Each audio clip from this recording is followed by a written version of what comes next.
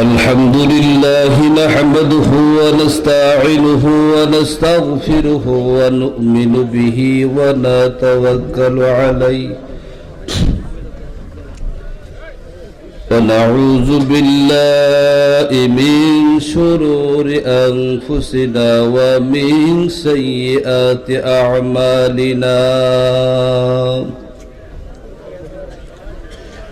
من يهده الله فلا مضل له ومن يضلله فلا هادي له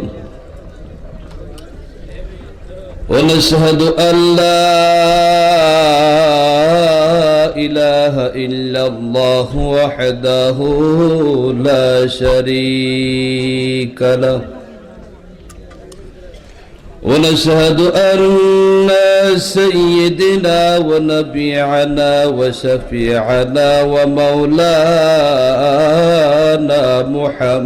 محمد وعلى آله وأصحابه وسلم أما بعد فقد قال الله الكريم في أول القرآن العظيم بسم الله الرحمن الرحيم على إن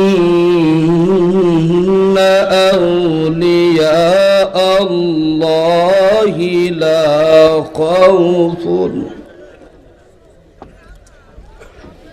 لا خوف عليهم ولا هم يحزنون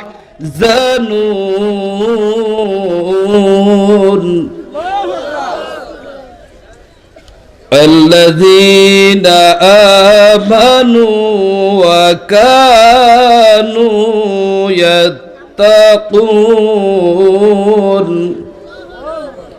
صدق الله العظيم وصدق رسوله النبي الحبيب الكريم ونحن على ذلك من الشاهدين والشاكرين ربنا تقبل منا إنك أنت السميع العليم قال الله تبارك وتعالى في شان حبيبه ومحبوبه ومعشوقه مخبرا وآمرا إن الله وملائكته يصلون على النبي يا أيها الذين آمنوا صلوا عليه وسلموا تسليما اللهم صل على سيدنا محمد اللهم صل سيدنا محمد نبينا شافينا مولانا محمد اللهم صل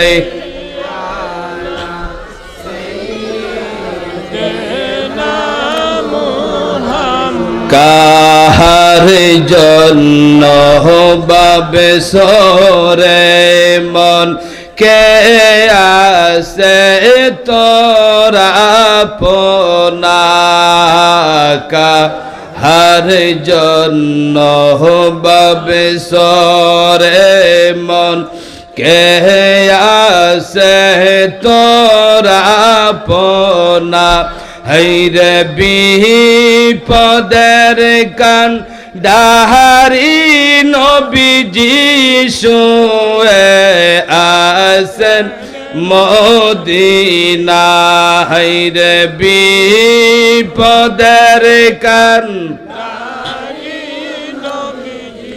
শুয়ে আছেন মদিনা আল্লাহুম্মা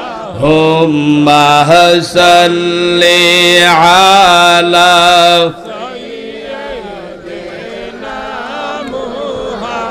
জুম্মার গরে কে কাবা বানায়ে দেহের গরে কে মদিনা জুম্মার গরে কে কাবা বানায়ে দেহের গরে কে মদিনা হাইরে যায় নামাজ বি সাহায়ে আমি দেখে বসোনার মদিনা হাইরে যায় নামাজ বি সাহায়ে আমি দেখে বসোনার মদিনা আল্লাহুম্মা সাল্লি আলা সাইয়্যিদিনা মুহাম্মাদ লা ইলাহা ইল্লাল্লাহু মুহাম্মাদুর রাসূলুল্লাহ সাল্লাল্লাহু আলাইহি ওয়াসাল্লাম লা ইলাহা ইল্লাল্লাহ লা ইলাহা ইল্লাল্লাহ লা ইলাহা হাসবি রাব্বি জাল্লাল্লাহ মাহফি কলবি গায়রুল্লাহ নূর মুহাম্মদ সাল্লাল্লাহ নূর মুহাম্মদ সাল্লাল্লাহ লা ইলাহা ইল্লাল্লাহ লা ইলাহা ইল্লাল্লাহ লা ইলাহা कहलो मोहमिन प्रेम केला मोहरार आगे मोहरन बाला जीवित प्राणे मरते पारले जीवित प्राणे मरते पारले गुसी बेमो নের জালা লা ইলাহা ইল্লাল্লাহ লা ইলাহা ইল্লাল্লাহ লা ইলাহা ইল্লাল্লাহ ধন্য আপনায় আমেনা করলেন মুহাম্মদ পয়দা সাহারা বিশ্বে মশহুর ইয়া মুহাম্মদ কামিলওয়ালা লা ইলাহা ইল্লাল্লাহ লা ইলাহা ইল্লাল্লাহ লা ইলাহা अल्लाह अल्लाह अल्लाह अल्लाह एक साथ अल्लाह अल्लाह अल्लाह जबान खोले अल्लाह अल्लाह अल्लाह अल्लाह अल्लाह अल्लाह अल्लाह अल्लाह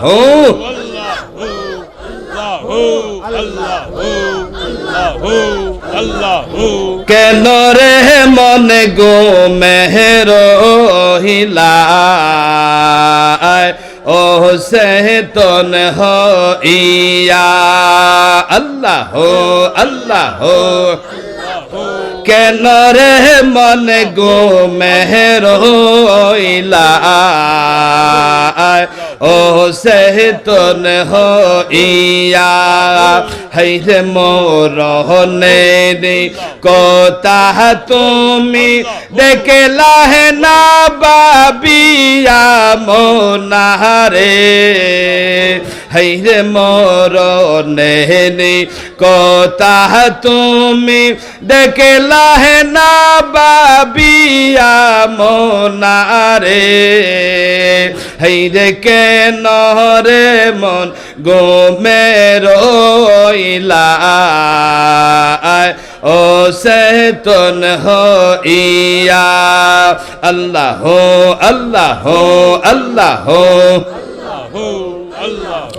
বড়ই পাতা গরমে জলে গোসল করাইয়া হাইরে বড়ই পাতা গরমে জলে গোসল করাইয়া হাইরে সাদা কাপন পরাইবে জনমের লাগিয়া মোনারে হাইরে সাদা কাপন পরাইবে জনমের লাগিয়া মোনারে হাইরে কেন রে মন গো মেরইলা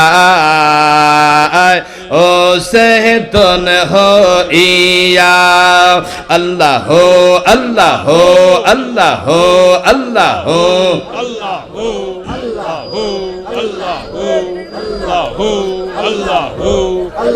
লা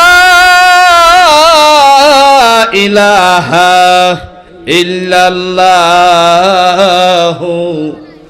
মুহাম্মাদুর রাসূলুল্লাহ সাল্লাল্লাহু আলাইহি ওয়াসাল্লাম আলহামদুলিল্লাহি রাব্বিল আলামিন ওয়াকিবাতুল মুত্তাকিন আসসালাতু ওয়াসসালামু আলা সাইয়্যিদিল মুরসালিন ওয়া আলা আলিহি ওয়া আসহাবিহি আজমাইন আম্মা বা'দ মরহুম লিয়াকত আলী সাহেব ও এলাকাবাসী মুর্দাগণের রুহের মাগফিরাত কামনায় দ্বিতীয় বার্ষিক ইসালে সওয়াব মাহফিল ও সুন্নি মহা সম্মেলনের সম্মানিত শ্রদ্ধাভাজন সভাপতি সাহেব জনাব মোহাম্মদ খদুম আলী সাহেব নোয়াপাতাড়িয়া বারাকাল্লাহু তাআলা ফি হায়াতি সবাই বলুন আল্লাহুম্মা আমিন আজকের এই নুরানি মানি মাহফিলের সম্মানিত সহ সভাপতিবৃন্দ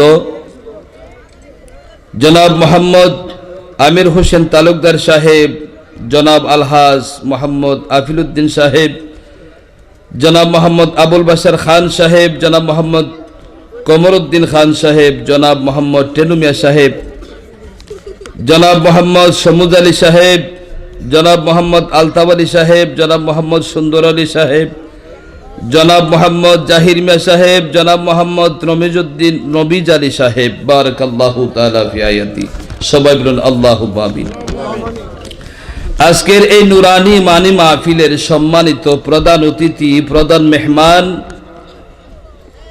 যিনি আমাদের মধ্যে শুভাগমন করবেন আন্তর্জাতিক খ্যাতি সম্পূর্ণ মুফাসসিরে কোরআন আলেমে দ্বীন সারা বাংলার আলোড়ন সৃষ্টি গাড়ি বাতিলের আতঙ্ক সমুদ্র কণ্ঠের অধিকারী হযরতুল আল্লামা মাওলানা পীর মুফতি মোহাম্মদ গিয়াসউদ্দিন আত-তাহেরি সাহেব ফয়েজিয়া দরবার শরীফ বিবাড়িয়া আজকের এই নুরানি মানি মাহফিলের সম্মানিত প্রধান বক্তা হযরত মাওলানা মুফতি তাহিরউদ্দিন খান সিদ্দিকী সাহেব প্রধান আকর্ষণ শায়েখ মুফতি আবুল বাশার আল হানাফি সাহেব বিশেষ বক্তা Hazrat Maulana doctor M S Abdus সুবহান জাহাদি সাহেব হযরত মাওলানা হাফেজ কারি আল হাজ জাকারিয়া আল কাদরি সাহেব আরো আমন্ত্রিত উলামায়ে কেরাম উপস্থিত মুরব্বিয়ানে আযম যুবক ভাইয়েরা, কচি কচি সোনামণি মাসুম বাচ্চারা, পর্দার আড়ালের আবেদা সলেহা নেককার মা ও বোনেরা, যারা উপস্থিত আছেন, আমি আবারও আপনাদের খেদমতে সালাম দিচ্ছি। আসসালামু আলাইকুম ওয়া রাহমাতুল্লাহি তাআলা ওয়া বারাকাতুহু। ওয়া আলাইকুম সালাম। আজকের এত সুন্দর, এত বড় মজমাই মাহফিল হওয়াতে আমরা খুশি না বেজার? আমরা খুশি না বেজার? সবাই শুকরিয়া তান বলুন আলহামদুলিল্লাহ। জবান খুলে বলুন আলহামদুলিল্লাহ। আলহামদুলিল্লাহ বলে শুকরিয়া আদায় করলে আল্লাহ আল্লাহ গোলামদের উপরে খুশি হয়ে যান। হোকা সুবহানাল্লাহ। সুবহানাল্লাহ। আমরা এই মাহফিলের মধ্যে আসার মূল মকসদ হইল কি? আল্লাহকে স্মরণ করা, ঠিক না বেঠিক? আল্লাহকে স্মরণ করা এবং হুজুর পূর্ণর সাল্লাল্লাহু আলাইহি ওয়াসাল্লামের যে উম্মত হতে পেরেছি, যে নবী বেমিসাল, যে নবী হচ্ছেন সমস্ত নবীদের নবী, সমস্ত নবীদের মাথার মুকুট, বিশ্বসভার সভাপতি নবী মুহাম্মদুর রাসূলুল্লাহ সাল্লাল্লাহু আলাইহি সাল্লামের উম্মত হতে পেরেছি এবং আজকে আসার বসার যে সুযোগটুকু পেয়েছি, কথা বলার সুযোগ পেয়েছি, সবাই জবান খুলে বলুন আলহামদুলিল্লাহ। আলহামদুলিল্লাহ। ভাইরা আমার, বাবারা আমার, আল্লাহ পাক রব্বুল আলামিন আমাদেরকে দুনিয়ার জমিনে প্রেরণ করেছেন আশরাফুল মাখলুকাত। আমরা যে লকব আল্লাহ দিয়েছেন, লকবটা হলো কি আশরাফুল মাখলুকাত। সৃষ্টির সেরা জীব হচ্ছে মানুষ। হোকা সুবহানাল্লাহ। সুবহানাল্লাহ। আর এই তামাম পৃথিবীর মধ্যে আল্লাহ সর্বপ্রথম ফেরেশতাদেরকে আল্লাহ বানাইছেন, তারপরও জিন্নাত, তারপরে ইনসান। সুবহানাল্লাহ বলে। সুবহানাল্লাহ। আল্লাহ বলতেছেন, ওয়া ইয ক্বালা রাব্বুকা লিল মালাইকাতি ইন্নী জাইলুন ফিল আরদি খলিফা। আল্লাহ আদম আলাইহিস সালাতু সালাম রে বানানোর আরো অনেক আগে সমস্ত ফেরেশতাদেরকে আল্লাহ বলতেছেন, ও ফেরেশতারা, আমি তোমাদের মধ্যে আমি একজন প্রতিনিধি, ইন্নী জাইলুন ফিল আরদি খলিফা, তামাম পৃথিবীর মধ্যে এমন একজন খলিফা আমি নির্বাচিত করব। কন্যা সুবহানাল্লাহ। সমস্ত ফেরেশতারা বলল, আল্লাহ না, তুমি এমন একটা জাতি বানাইও না, আমরাও তো ইবাদতের জন্য যথেষ্ট। আল্লাহ বলতেছেন, না, আমি দুনিয়ার মধ্যে একজন খলিফা বানাইমু। খলিফা হইল কে? হযরত আদম আলাইহিস সালাতু সালাম। আর আদমের সন্তানরা তামাম পৃথিবীর মধ্যে তারা নেতৃত্ব দিবে। কন্যা সুবহানাল্লাহ। এই জন্য হযরত আদম আলাইহিস সালাতু সালাম রে আল্লাহ ইসলাম ধর্ম দিয়া দুনিয়ার জমিনে প্রেরণ করেছেন। কন্যা সুবহানাল্লাহ। ইসলাম ধর্ম এটা নতুন কোন ধর্ম নয়, এটা আল্লাহ হযরত আদম নবীর দিয়া ইসলাম ধর্ম দুনিয়াত প্রেরণ করতে। এই তোমরা এটা এরকম করো কেন? বুঝছো না, মাহফিলে আসলে তো বেয়াদবি করলে তো হবে না, বুঝছো? এটা তো বেয়াদবি করার মাহফিল না রে বাবারা, ঠিক না? তোমরা চুপচাপ বসে পড়ো না, চুপচাপ বসে কথা শোনো, বুঝছো নি? বেয়াদবি করলে এটা আল্লাহর দরবারে অনেক গুনাহগার হয়ে যাইবা। তোমরা তো আল্লাহর নবীর বেহেশতের বাগানের মধ্যে বসছো, তাই না? আল্লাহর নবীর বেহেশত বাগানে বসছো, তোমাদের অনেক দাম, বসাটা অনেক দাম। তোমরা যে আজকে ওয়াজ শুনতে এসেছো না, কিন্তু তোমরা তো এই বয়সে অনেক কিছু শুনতে পারতাই, করতে পারতাই, কিন্তু আজকে এত সুন্দর নবীজির বাগান, বেহেশতের বাগানের মধ্যে বসেছো, যে বাগানে বসলে জীবনের সমস্ত কসুর গুনাহগুলি আল্লাহ মাফ করে দেন। হোক সুবহানাল্লাহ। আজকের মাহফিলটা হয়তো সকলের জন্য নাজাতের উসিলা হয়ে যাবে, ঠিক না? ঠিক, সকলের জন্য নাজাতের উসিলা হয়ে যাবে। আমরা কি নাজাতের উসিলা চাই না? আমরা সবাই নাজাতের উসিলা চাই। এই জন্য আল্লাহর অলিদের, আল্লাহর অলিদের সম্পর্কে আমি কথা বলবো। তো এই জন্য আল্লাহ তামাম পৃথিবীর মধ্যে আমাদেরকে যে খলিফা, খলিফা শব্দের অর্থ কি? প্রতিনিধি। খলিফা শব্দের অর্থ কি? প্রতিনিধি। আর এই খলিফারা ওই তামাম পৃথিবীর মধ্যে তারা ইসলাম কায়েম করবে, রাজত্ব কায়েম করবে। আজকে দেখেন আমাদের, আপনারা যারা দাঁড়ানো অবস্থা আছেন আপনারা বসে পড়ুন, বসলে মাহফিলের সৌন্দর্য রক্ষা হবে। আপনারা একটু আগায় আগায় বসেন, একটু আগায় আগায় বসেন, আগায় আগায় বসেন, একটু ছাপ দেন। ওই দিকে তো অনেক জায়গা আছে খালি, ওই কোনারে অনেক জায়গা খালি আছে। আপনারা দয়া করে বসে পড়ুন, বসলে অবশ্য সুন্দর লাগবে, আরো সৌন্দর্য বৃদ্ধি পাবে। দরুদ শরীফ পড়েন, আল্লাহুম্মা সাল্লি সাইয়্যিদিনা মাওলানা মুহাম্মাদ ওয়া আলা আলি সাইয়্যিদিনা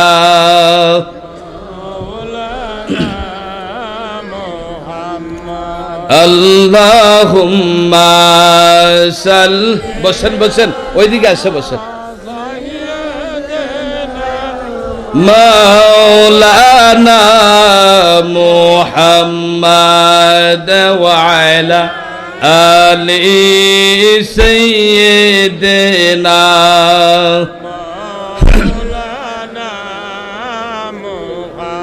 সবাই জবান খুলে বলেন আলহামদুলিল্লাহ।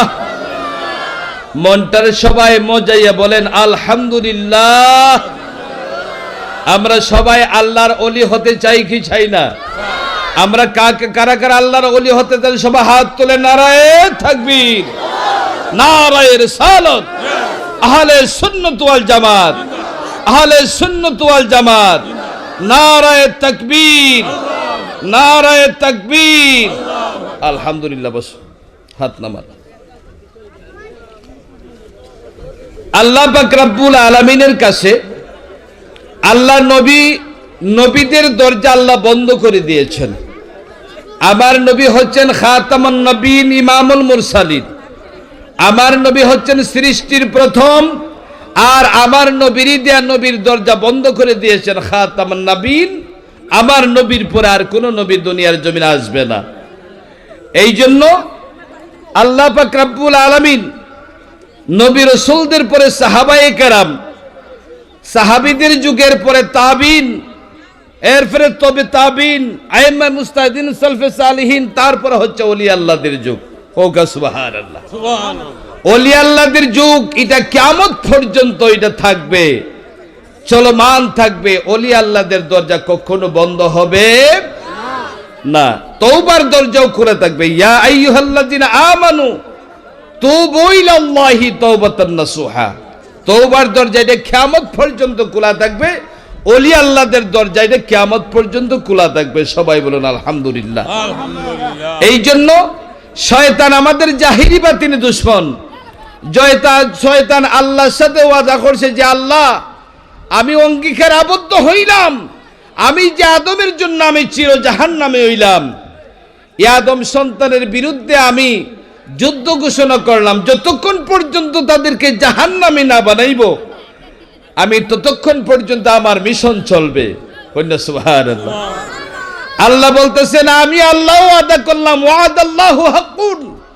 আল্লাহ এখন আমি আল্লাহ ওয়াদা দিলাম, আমার যে সমস্ত বান্দাদেরকে তুমি গুনাহগার বানাইবাই, যে সমস্ত বান্দাদেরকে তুমি পথভ্রষ্ট করবাই, তারা যেদিন বুঝবে যে আমি অন্যায় পথে চলতেছি, তারা শুদ্ধ হওয়ার জন্য যখন আবার তওবা করবে, আমি আল্লাহ তার জীবনের সমস্ত গুনাহগুলিরা আমি আল্লাহ মাফ করে দেব। সুবহানাল্লাহ। এই জন্য আদম সন্তান, এই তা আমাদের অলিকুলের সম্রাট, অলিকুলের শিরোমণি হযরত গাউসে পাক রাদিয়াল্লাহু তাআলা আনহু। সুবহানাল্লাহ। গাউসে পাক সম্পর্কে কিছু আলোচনা করতে চাই। আপনারা শুনতে রাজি আছেন? শুনতে রাজি আছেন?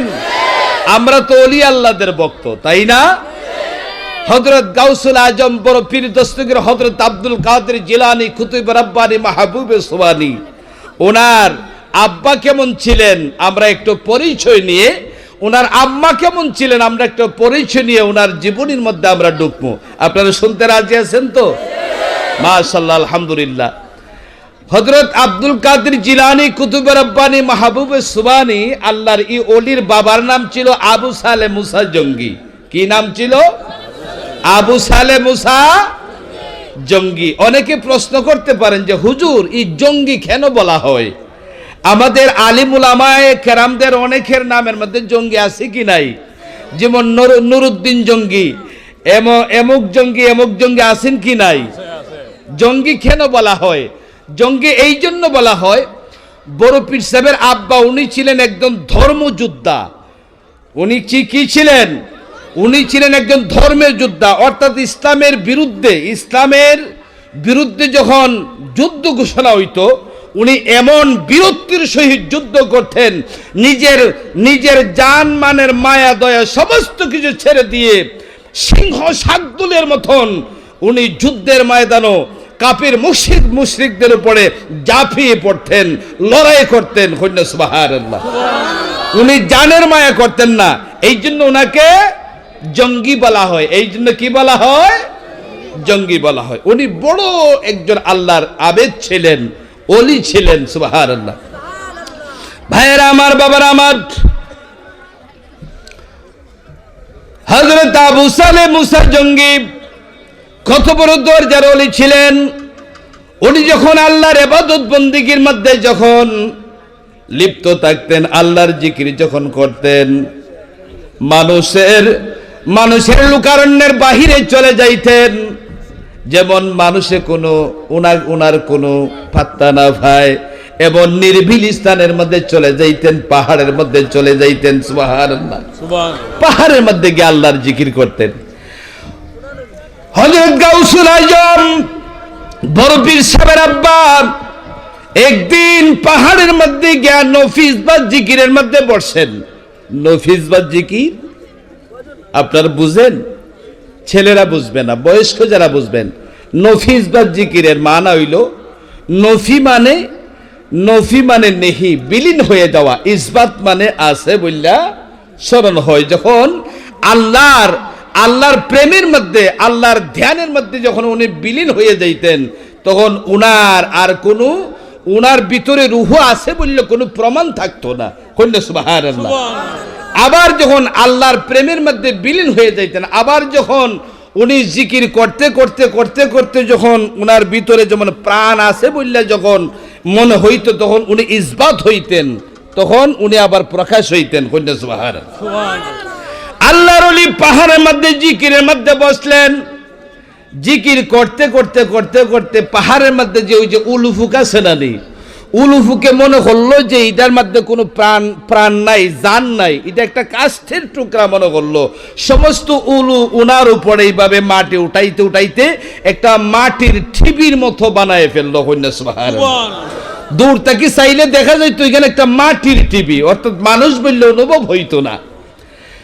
আল্লাহর ওলি বড় পীর সাহেবের আব্বা কয়েক মাস পরে যখন ইসবাত হলেন, ভিতরের মধ্যে রূহ আসলেন বলে যখন আবার অনুভব হইল, এবার যখন নড়াচড়া দিলেন, উপরের মাটিগুলি সমস্ত ছিটকায়া পড়িয়া গেল।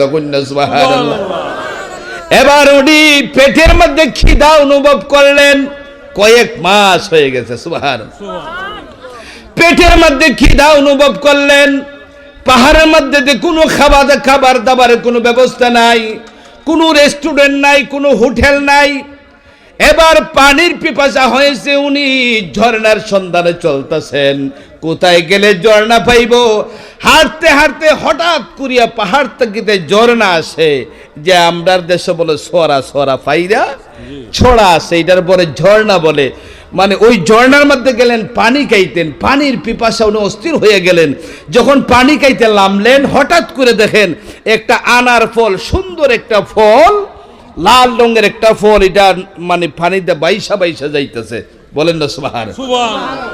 আল্লাহর ওলি মনে মনে ভাবলেন, আমি যদি ফলটা খাইলে পরে আমার পেটের খিদা নিবারণ হবে, আমি শান্তি পাবো।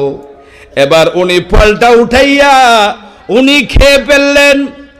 উনি যখন ফল খেলেন, খাওয়ার পরে পিছন দিক থেকে কে যেন বলতেছে, অদৃশ্য আওয়াজ আসতেছে, হে আবু সালে মুসা জঙ্গি, তুমি যে ফল খাইছো তুমি খার গাছের ফল খাইছো। কন্যা সুবহানাল্লাহ, তুমি খার গাছের ফলটা খাইছো। উনি পিছন দিকে তাকায় কিছুই দেখে না, সামনের দিকে তাকায় কিছুই দেখে না, যেমন একটা গাইবি আওয়াজ আসতেছে, হে আবু সালে মুসা তুমি খার গাছের ফল তুমি বক্ষণ করেছো। কন্যা সুবহানাল্লাহ। আল্লাহর ওলি বড় চিন্তিত হয়ে গেলেন, হাই রে, আমি খার গাছের ফল খাইলাম, এটা তো ঠিকই গাইবি আওয়াজ আসতেছে, এবার আমার সারা জীবনের ইবাদত বন্দেগী বরবাদ হয়ে যাবে, এবার আমি নিরুপায় হয়ে গেলাম, এখন কি করতে হবে? মনে মনে স্থির করলেন, আমি ওই যে গাছের ফল, এই গাছের ফলের যে বাগানের যে মালিককে কোথায় পাবো? এবার আমি তাই একটা চিন্তা করতেছি যে উজান থেকে বাঠির দিকে আসতেছে ফলটা, তো হয়তো উজান সাইডে যদি আমি গাঙ্গের ফাড়ে যদি হাঁটি, নদীর ফাড়ে যদি হাঁটি, হয়তো এই বাগান ফাইলে হয়তো মালিকের কাছ থেকে বিদায় নিয়া আমি মাপ চাইমু। কন্যা সুবহানাল্লাহ। আল্লাহর ওলি এই ঝর্ণার পাড়িতে হাঁটতে শুরু করলেন। হাঁটতে প্রায় মাসখানেক পর্যন্ত হাঁটলেন। কন্যা সুবহানাল্লাহ। হঠাৎ করে দেখলেন এই আনার গাছের একটা বাগান, নদীর পাড়ের মধ্যে বিশাল বড় বাগান, অনেক কুলি মালি বাগানের মধ্যে খেদমত করতেছে। উনি ঢুকলেন, ঢুকার পরে একজন মালিককে বললেন, হে মালিক, এই বাগানের মালিককে? উনি বলতো এই বাগানের মালিক হলে একজন বড় জবরদস্ত একজন আল্লাহর ওলি। সুবহানাল্লাহ। উনাকে পাবো কোথায়? উনাকে এমনিতে আপনি পাইবেন না, নামাজের এই যে মসজিদ আছে, নামাজের ওয়াক্ত যখন হবে তখন উনি মসজিদের মধ্যে নামাজ পড়তে আসবেন, আর এই মুহূর্তে আপনার যা কিছু বলার আপনি বলতে পারবেন, অন্য সময় উনি আসেন না। সুবহানাল্লাহ। উনি নামাজের অপেক্ষা করতে লাগলেন। হঠাৎ করে মুয়াজ্জিন সাহেব মসজিদের মধ্যে আজান দিল। আল্লাহর ওলি আজান দেওয়ার পরে উনি বাড়ির থেকে বের হয়ে আসতেছেন। বড় পীর সাহেবের আব্বা যখন ওলির দিকে যখন তাকাইলেন, এত সুন্দর পূর্ণিমা চাঁদের মতন চেহারা। সুবহানাল্লাহ। উনি আশ্চর্য হয়ে গেলেন, এত সুন্দর লোক আমার জীবনে আমি আর কোনোদিন দেখি নাই। এবার নামাজ শেষ করলেন। নামাজ শেষ করার পর আল্লাহর ওলির পিছনের দিকে দেখে দাঁড়াইলেন, দুইটা হাত জোর করিয়া দাঁড়াইলেন। বাবা, কিসের জন্য তুমি দাঁড়াইলা? হুজুর, আমি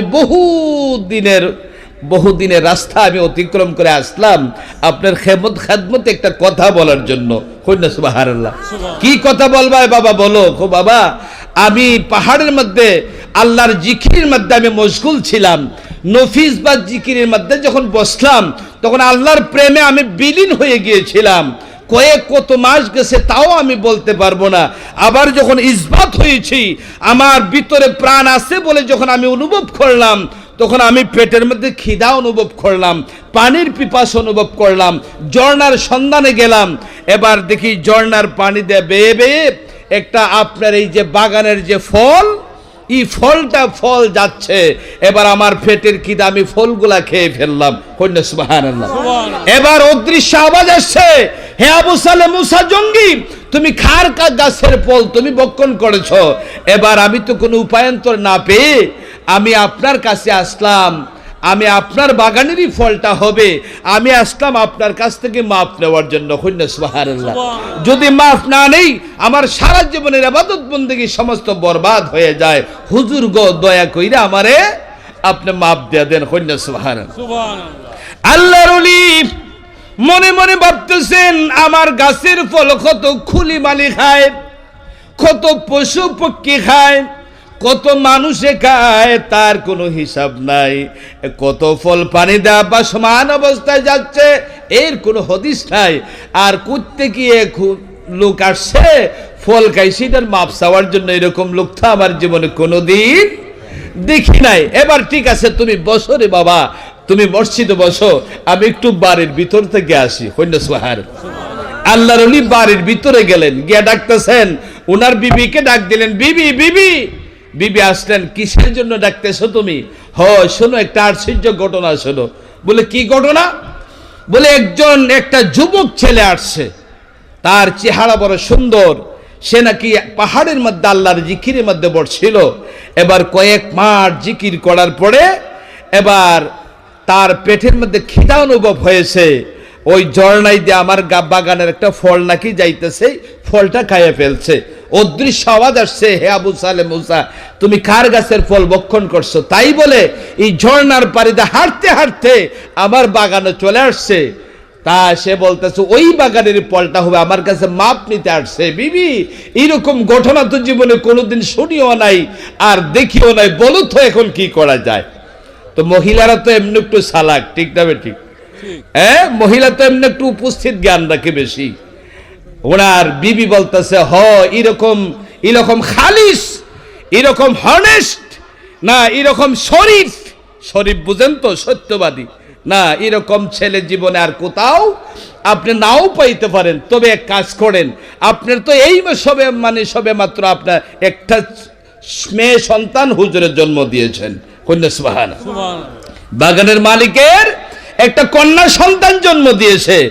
বিবি বলতেছে, এক কাজ করো, তুমি ওনাকে বলো যে আমার বাগানের যে ফল খেয়েছো এটার মাপ যদি নিতে হয় 12 বছর আমার বাগানের মধ্যে তুমি খেদমত করতে হবে, বাগানের কাজ করতে হবে, নতুবা এই ফলের মাপ আমি দেওয়া সম্ভব হবে না। কন্যা সুবহানাল্লাহ। এবার আল্লাহর ওলি গেলেন, গিয়া বলতেছেন, হে আবু সালে মুসা জঙ্গি, তুমি যা আমার বাগানের ফল খেয়েছো, তুমি এমনিতেই তোমাকে মাপ দেওয়া সম্ভব হবে না। তুমি একাধারে 12 বছর পর্যন্ত আমার বাগানের খেদমত তুমি করতে হবে। এবার 12 বছর পরে তোমাকে বিদায় দেওয়া হবে। এখন দেখো তুমি বুঝিয়া। আল্লাহর ওলি বড় পীর সাহেবের আব্বা কাঁদতে শুরু করিয়া দিলেন। বলুন সুবহানাল্লাহ। কান্দেন আর বলেন, আল্লাহ গো, এক খামার তো ফল খাইলাম, ফল খাওয়ার মাপ নেওয়ার জন্য আসলাম, এবার এক ফল খাওয়ার জন্য 12 বছর চাকরি কাটতে হয়। আল্লাহ গো, কি বিপদের মধ্যে পড়লাম। এই জন্য আল্লাহ কোরআন শরীফের মধ্যে বলতেছেন, বিসমিল্লাহির রহমানির রহিম, ওয়ালা নাবলুওয়ান্নাকুম বিশাইইম মিনাল খাউফি ওয়াল জু। হে দুনিয়ার মানুষ, সর্জেন আদম, আমি দুনিয়ার জমিনে তোমাদেরকে আমি আল্লাহ পরীক্ষা করব। জবান খুলে বলুন না সুবহানাল্লাহ। আল্লাহ নবী রাসূলদেরকে পরীক্ষা করেছেন, আসমানে করেন নাই, জমিনে করেছেন। সুবহানাল্লাহ বলেন। সাহাবায়ে কেরামদেরকে জমিনে পরীক্ষা করেছেন, ওলি আল্লাহদেরকে জমিনে পরীক্ষা করে দেন, সাধারণ মানুষরা আল্লাহ জমিনে পরীক্ষা করেন, ঠিক না বেঠিক? এই জন্য আল্লাহর ওলিদেরকে আল্লাহ পরীক্ষা করেন। কেমন পরীক্ষার সম্মুখীন করেছেন?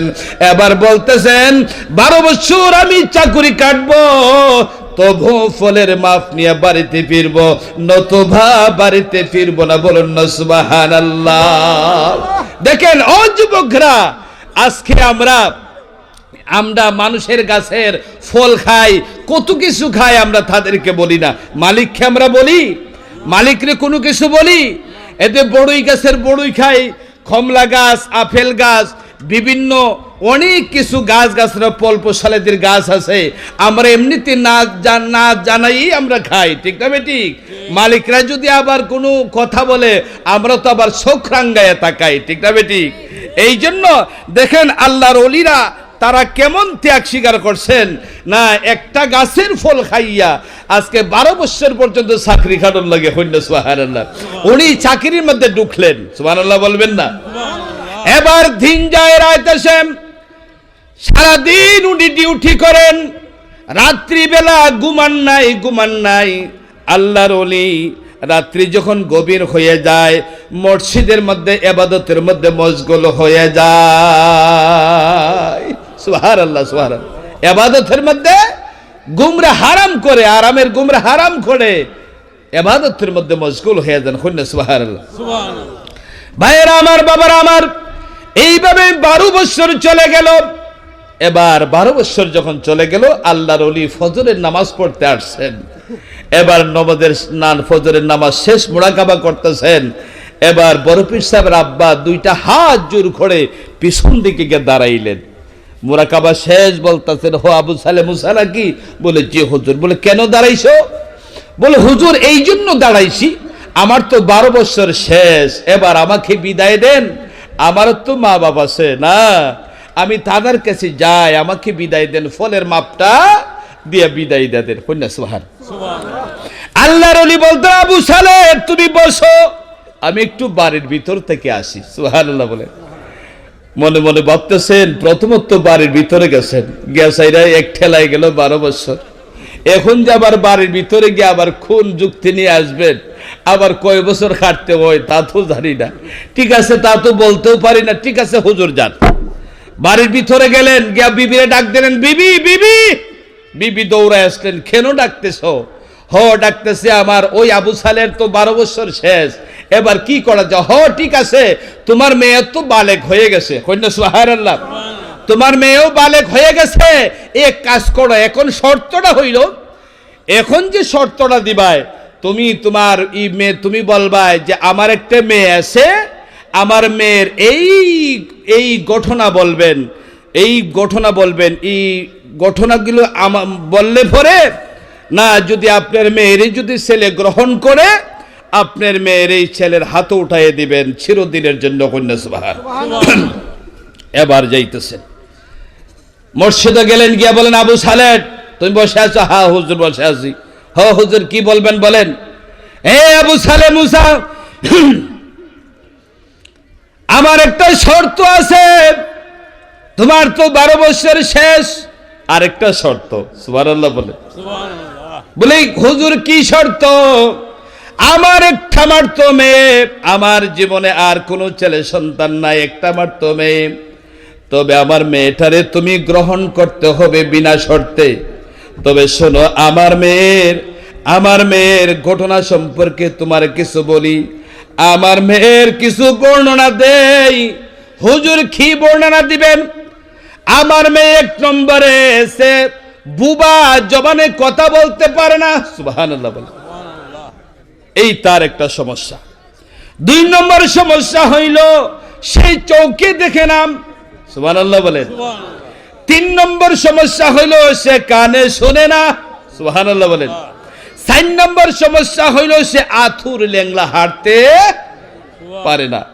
5 নম্বর সমস্যা হইল সে একবারে ক্রুসি, একবারে খালা, একবারে বিশ্রী। সুবহানাল্লাহ বলবেন না? কয়টা হইল? 5টা। এই আলামত গুলা আমার মেয়ের মধ্যে আছে। এখন রে বাবা, তুমি যদি আমার এই মেয়েরে গ্রহণ করো, তাহলে তোমার আমি ফলের মাপ দিয়ে তোমার বিদায় দিব, নতুবা তোমার বিদায় দেওয়া সম্ভব হবে না। আবু সালে মুসা জঙ্গি, উনি মনে মনে চিন্তা করতেন, হাই রে হাই, সমস্ত সব কিছু অকেজু। ঠিক না বেটি? সমস্ত কিছু অকেজু, একবারে সমস্ত ইঞ্জিন সহ একবারে ডিলাইট। ঠিক না ঠিক? একবারে সমস্ত কিছু অকেজু। হাই রে, এখন কি করা যায়? এখন তো মানে ল্যাংরা মানুষকে আমি কিভাবে খাইব? চৌখো দেখে না, লুলা ল্যাংরা সব কিছু বোবা না। এখন তাই বিরাট মুসিবতের মধ্যে পড়লেন। হাই রে হাই, হাই রে হাই, কি করি? হুজুর বলতেছেন এখনো বালা আছে, যদি মাপ চাইতে হয় আমার মেয়েরে গ্রহণ করতে হবে। উনি কানতে শুরু করলেন, বড় পীর সাহেবের আব্বা। এবার কান্দি আর কোনো উপায় নাই, কান্দি আর কোনো উপায় নাই, কান্দিয়া না পাইলাম দিদার ও মুর্শিদ। মানুষ আর খালামো হয়নি না, কয় না, হয়নি না, কয় না। রইল দুঃখ দিলেতে আমার, কান্দিয়া না পাইলাম দিদার বন্ধু আয়ো, রইল দুঃখ দিলেতে আমার। ভাইয়ের আমার, বাবার আমার, এবার বলতেছেন হুজুর গো, এবার আমি গ্রহণ করব। সুবহানাল্লাহ বলেন। হুজুর আমি আপনার মেয়েরে গ্রহণ করব, আমি ওয়াদা দিলাম, আগে আপনার ফলের মাপটা দিয়া দেন। ঠিক আছে, ফলের মাপ দিমু, আগে বিবাহের কাজ সম্পূর্ণ করা হোক। এবার বাগানের মালিকে মানে বিবাহের আয়োজন করলেন। সুবহানাল্লাহ বলেন। মেয়ের কাছ থেকে এজিন নিয়ে আসলেন, মসজিদের মধ্যে বিয়ে পড়াই দিলেন। সুবহানাল্লাহ বলেন। রামধুমের সহিত বিবাহের আয়োজন হইল। এবার বিবাহের পরে রুহুনামা হয় কি হয় না? বিবাহের পরে স্বামী স্ত্রী যে প্রথম সাক্ষাৎ, একজন আরেকজনকে দেখা, এটাকে আমাদের প্রচলিত ভাষায় বলা হয় রুহুনামা। কি বলা হয়? রুহুনামা। রুহুনামার মশলা হইল একমাত্র স্ত্রী তার স্বামীকে দেখবে আর স্বামী তার স্ত্রীকে দেখবে। সুবহানাল্লাহ। এটা হইল মানে মেইন মশলা, ঠিক না বেটি? আর আমরার দেশের মশলা কিতে জানেননি? আমরার দেশের মশলা হইল জামাই যখন আন্দোলন যায়, রুহুনামাজ যায়, ওই রে পর্যন্ত দইরে কিলায়, ঠিক না বেটি? ওই রে পর্যন্ত দইরে কিলায়। হয় গোলামের বাচ্চারা দেয়া দেয় কটা, পরিচয় তো করেন দে লাগে কটা, ঠিক না বেটি? দোয়ার গুছায় না, দোয়ার লাগায় তো রেখে 2 ঘন্টা পর্যন্ত, ঠিক না বেটি? কের ও রিয়ার কের হালে হোক না খায়া কিলায় জামাই রে। এই আমাদের দেশের রুহুনামার নিয়ম। এগুলো বিলকুল হারাম, ঠিক না ঠিক? এগুলো বিলকুল হারাম। সাবধান সাবধান।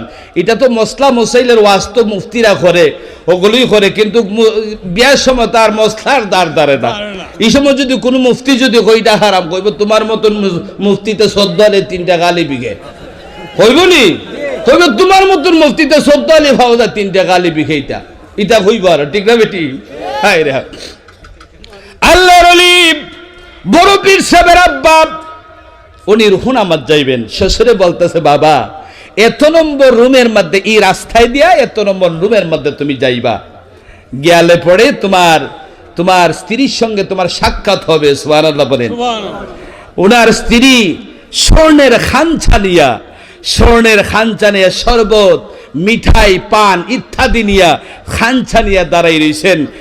স্বামীর জন্য ইন্তজার করতেছেন, স্বামী আসবেন আর আমি তারে বরণ করবো। সুবহানাল্লাহ। আল্লাহর ওলি যখন দেখাই দিলেন, দামান্ডে দেখাই দিলেন, যাও ভাই রাস্তায় দিয়ে যাও, 1 নম্বর মন্দিরে যাও। সুবহানাল্লাহ বলে। নয়া জামাই তো যাইতেছে, কল্যাণী সুদিতে যাইতেছে, যায় হঠাৎ করে যখন দরজার সামনে যখন গেলেন, গিয়া যখন দরজার ভিতরে যখন চাইলেন, ছায়া দেখেন, হাই রে হায়, এত সুন্দর এই ক্রমণে দেখা যায় যেমন শরীর আগুন লেগে রয়েছে। সুবহানাল্লাহ। এত সুন্দর মহিলা না, একবার অপরূপ সুন্দর। সুবহানাল্লাহ হয়ে যায় না? একবার খালি দেখছুন ছায়া চাইরে এমনি চোখের মাধ্যমে না যাতাই দে দৌড়া ফিচ্ছা দৌড় লইছুন। সুবহানাল্লাহ। ফিচ্ছা দৌড় দেখ দৌড় মসজিদে গিয়ে ঢুকছুন, মসজিদে গিয়ে ঢুকিয়া আবার খান্দা ফেলাইছুন। হৌর এখন হাই রে হায়, দামান দেখান গীতা বিষয় গীতা, হ্যাঁ দামান দেখান হৌর দৌড়ে গেছে। এখন তো মেয়ের জামাই নানি, মহব্বত বাড়ছে না কমছে? জ্ঞান কোন বলে, রে বাবা তোমারে পাঠাইলাম, রুহুনামাজ পাঠাইলাম, তুমি তো মসজিদ উল্টা দৌড়ে ফিচ্ছা দৌড়ে আইছো গীতা না, বাইলে দৌড় দিয়ে ফিচ্ছা দৌড়ে। এবার গীতা বাবা বলে, হুজুর আপনি যা বলছেন আপনার কথার বিপরীত সম্পূর্ণ কিছু হয়ে গেছে।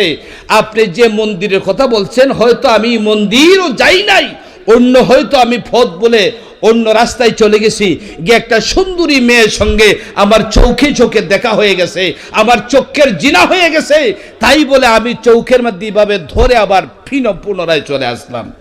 সুবহানাল্লাহ। মনে মনে কইতেছে, একবারে গেল 12 বছর, ঠিক না বেঠি? 12 বছর পরে আবার এমন দন ভাইলাম, সব কিছু, ঠিক না বেঠি?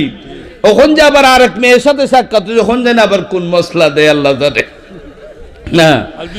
হুজুর দ্বারে বসলেন, বাগানের যে মালিক দ্বারে বসলেন, বাবা শোনো, তুমি যে মন্দিরের মধ্যে তুমি গিয়েছো, তুমি সঠিক মন্দিরের মধ্যে তুমি গিয়েছো, তুমি কোনো ভুল করো নাই হুজুর। আপনি বলেন ভুল করে না, আসলে আমি ভুল করছি। আপনি যেভাবে আপনার মেয়ের আলামত দিছেন, আমি এই আলামতের কোনো কিছু আমি পাই নাই। ও ঠিক আছে, শোনো, আমার মেয়ের যে সমস্ত ঘটনা বলি, আমি আলামতগুলি বলছি, এগুলোর হাকিকত তুমি নেও। সুবহানাল্লাহ। এবার বলতেছেন, ধামান্ডে বলতেছেন শ্বশুরের, ও দামান, আমার মেয়েকে যে আমি বুবা বলছি এই জন্য, এই যে আমার বাড়ির যে এরিয়াটা আছে, আমার মেয়ে জন্মের পর হইতে একমাত্র মা বাপ ছাড়া আর কাহার সঙ্গে কোনো কথাবার্তা বলে নাই। কন্যা সুবহানাল্লাহ। এই জন্য আমার মেয়েকে আমি বুবা বলেছি। কন্যা সুবহানাল্লাহ। আমার মেয়েকে আমি খানা বলে সেই জন্য জন্মের পরে মা বাপ ব্যতীত আর কোনো অপর পুরুষ কাউকে দেখে নাই। সুবহানাল্লাহ বলেন। অন্য অপর পুরুষ কাউকে উনি দেখে নাই, এই জন্য বলেছে খানা। আমার মেয়েকে আটখাল বলেছে এই জন্য মা বাবার কথা ব্যতীত আর কাহারও কথা শুনে নাই। কন্যা সুবহানাল্লাহ। এই জন্য আমি আটকাল বলেছি। আমার মেয়েরে আমি ল্যাংড়া বলেছি এই জন্য আমার যে বাড়ির বাউন্ডারি আছে, বাউন্ডারির বাহিরে 12 বছর পর্যন্ত 1 ইঞ্চি পরিমাণ সামনের দিকে অগ্রসর হয় নাই। এই জন্য আমার মেয়েকে আমি ল্যাংড়া বলেছি। জবান খুলে বলুন না সুবহানাল্লাহ। আমার মেয়েকে আমি কুরসি বলেছি এই জন্য একমাত্র আমরা স্বামী স্ত্রী ছাড়া মা বাপ ছাড়া 12 বছরের ভিতরে আমার মেয়েকে অন্য কেউ জীবনে কোনোদিন দেখে নাই। জবান খুলে বলুন না সুবহানাল্লাহ। আল্লাহু আকবার। ইয়া রাসূলুল্লাহ, ইয়া ওলি আল্লাহ, জিন্দাবাদ জিন্দাবাদ। তোমারা হাসায়া সাই গেল দিন সোনার মুর্শিদ, তোমারা হাসায়া সাই গেল দিন, তোমারা হাসায়া সাই গেল দিন সোনার মুর্শিদ, তোমারা আশায়া সাহায় গেল দিন। ও মুর্শিদ এ গুনে কাটে যারে যারে, যে তাকে নিগুম গরে, আশিক তাকে মাসুকের অদিন। ও মুর্শিদ গুনে কাটে যারে যারে, যে তাকে নিগুম গরে, আশিক তাকে মাসুকের অদিন। সাতকিনি পাখির মতো আশায় নিশি হইল গত, আমি নাচি নিলাম জাহির কি বাতিন সোনার মুর্শিদ, তোমারা আশায়া সাহায় গেল দিন, তোমারা আশায়া সার মুর্শিদ, তোমারা আশায়া সাহায় গেল দিন। জবান খুলে বলুন সুবহানাল্লাহ। আরো জোরে বলেন সুবহানাল্লাহ। শ্বশুরের কাছ থেকে ওই সমস্ত ফয়সালা যখন পাইলেন, সুবহানাল্লাহ বলেন, আর বিবি তো এদিকে ইন্তজার করতেছেন। সুবহানাল্লাহ বলেন না? বিবি তোমার আশায় আশায় জীবন যাইতেছে। হায় রে হায়। এবার যখন আবু সালেহ মুসা বড় পীর সাহেবের আব্বা দ্বিতীয়বারের মতন যাইতেছেন, মনের সমস্ত মানে খটকা ভাঙ্গিয়া গেছে, যত ভেজাল আছে সমস্ত পরিষ্কার হয়ে গেছে। এবার ফল যে খাইছেন ফলেরও মাপ পাইয়া গেছেন। কন্যা সুবহানাল্লাহ। এবার যখন নাকি উনার মন্দিরে গেলেন, উনার বিবি উনাকে ইন্তজার করলেন। সুবহানাল্লাহ বলেন। আসসালামু আলাইকুম ওয়া রাহমাতুল্লাহি ওয়া বারাকাতুহু খাইয়া উনাকে বরণ করলেন, সালাম দিলেন। শুধু সালামই নয়, ফাও ধরে কদম বসি করলেন। কন্যা সুবহানাল্লাহ। সালাম তো দিলেনই, আবার ফাও ধরে কদম বসি। সালাম এক জাত আর কদম বসি আর এক জাত, খেয়াল রাখবেন। ঠিক না? ঠিক। শুধু সালাম করলেই এটা কদম বসির হক আদায় না। কদমবুসি লিডার এক জাত। ও মিয়া গল ও সুন্নিরা, আমরা সবাই সুন্নিরা নেই। কদমবুসি করে যাইজ নি না যাইজ না? কদমবুসা মানে কদমর তোপা, বুসা মানে চুমা দেওয়া। অর্থাৎ পাউকে চুম্বন করা দিল খতম বসির নিয়ম, ঠিক না? এটা জায়েজ আছে, 1000 বার জায়েজ, কোটি বার জায়েজ। কইনা সুবহানাল্লাহ। ভাইয়েরা আমার, বাবার আমার, উনি যখন ভিতরে গেলেন, উনারে স্বাগতম জানাইলেন। এবার তাদের দাম্পত্য জীবন শুরু হয়ে গেছে। কন্যা সুবহানাল্লাহ।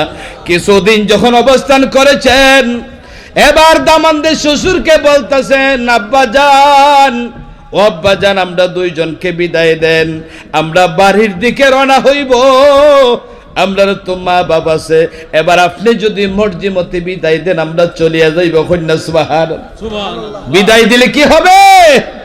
আমরা যাইব। এবার যখন বিদায়ের আয়োজন যখন করলেন, সুবহানাল্লাহ সুবহানাল্লাহ, বিদায়ের আয়োজন যখন করলেন, শ্বশুর কই, বাবা যাইতে যখন কিছু ফয়েজ নিয়ে যাও, ঠিক না ঠিক? ফয়েজের দরকার আছে নি না নাই? ফয়েজের দরকার আছে নি না নাই? হ্যাঁ, ফয়েজের দরকার আছে। এবার আল্লাহর ওলি, এই বাগানের মালিক আবু সালেহ মুসা জঙ্গি রাদিয়াল্লাহু তাআলা আনহুর সামনের দিকে বসাইলেন। বসাইয়া একটা ইত্তেহাদি তাওয়াজ্জু দিলেন। কন্যা সুবহানাল্লাহ। এবং তাওয়াজ্জু দিলেন রে, ওনার চোখের যাবতীয় যত পর্দা আছে সমস্ত পর্দা কাটিয়া গেল। কন্যা সুবহানাল্লাহ। ওনার মধ্যে সমস্ত বাতিনি হালত চলে আসছে। জবান খুলে বলুন না সুবহানাল্লাহ। এখন বিদায়ের দিন যাইতেন, চলে যাইতেন, আল্লাহ চলে যাইবেন। মুর্শিদ সাবনে দাঁড়াও গো, জন্মের মত দেইখা লই তোমাকে। মুর্শিদ সাবনে দাঁড়াও গো, জন্মের মত দেইখা লই তোমাকে। তুমি আমার, আমি তোমার, তুমি আমার, আমি তোমার, বান্দা জীবনে মরণে তুমি আমার, তাই গো সামনে। মুর্শিদ সামনে দাঁড়াও গো, জন্মের মত দেইখা লই তোমাকে। জবান খুলে বলেন সুবহানাল্লাহ। নিমিষের মধ্যে পাল্টিয়ে গেল সমস্ত কিছু। কন্যা সুবহানাল্লাহ। ভাইরা আমার, বাবার আমার, তারা যখন বাড়িতে আসলেন, ওই সময় এখন চিন্তা করতে হবে কেমন বাবা বা কেমন মা। বড় পীর সাহেবের মার নাম হইল, বড় পীর সাহেবের মার নাম কিটা? উম্মুল খায়ের মা ফাতেমা রাদিয়াল্লাহু তাআলা আনহা। কন্যা সুবহানাল্লাহ। ভাইরা আমার, বাবারা আমার, বড় পীর সাহেব মার রহিমের মধ্যে চলে গেলেন। সুবহানাল্লাহ বলেন। যেদিন থেকে বড় পীর সাহেব মার রহিমের মধ্যে চলে গেলেন, বিভিন্ন ধরনের স্বপ্ন দেখতে আরম্ভ করলেন। কন্যা সুবহানাল্লাহ। স্বপ্ন দেখেন আর স্বামীর কাছে বলেন।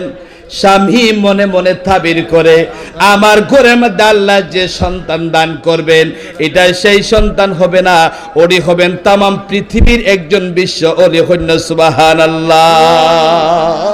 না বাবা, মনে মনে তাবির করেন, স্বপ্নের তাবির করেন। কন্যা সুবহানাল্লাহ। দুরূদ শরীফ পড়েন। আল্লাহুম্মা সাল্লি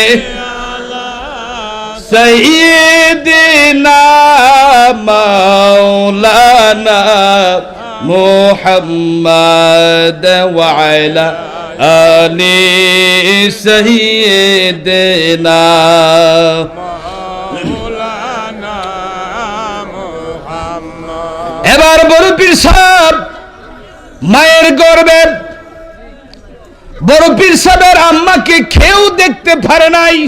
সুবহানাল্লাহ বলেন। কি বলতেন? একটি বিশেষ ঘোষণার প্রতি লক্ষ্য করুন।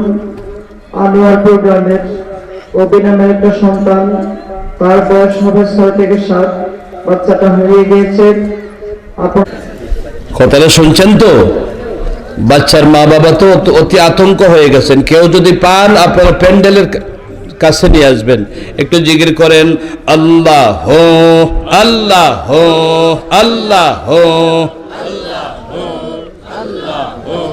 আল্লাহ হো আল্লাহ হো আল্লাহ হো আল্লাহ হো আল্লাহ হো